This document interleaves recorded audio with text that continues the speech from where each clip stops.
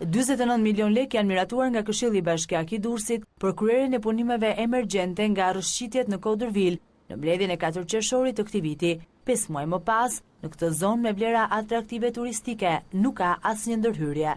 Një nga shëtitoret më të bukura të qytetit të Durrësit, ajo e Currilave, e ndërtuar rreth 1 vit e gjysmë më parë, pothuajse shkatëruar tërësisht.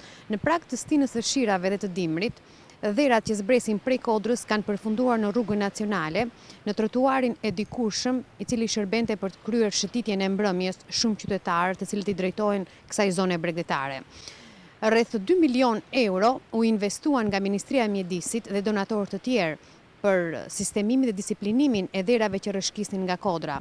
Por aktualisht që flasim, rreshtet e dënura të shiut të vitit të shkuar kanë bërë që të çajin rrjetat e hekurta të kësaj kodre dhe u të përfundoj në rrugën nacionale. Është një situatë problematike e cila po përsëritet gjatë gjithë viteve.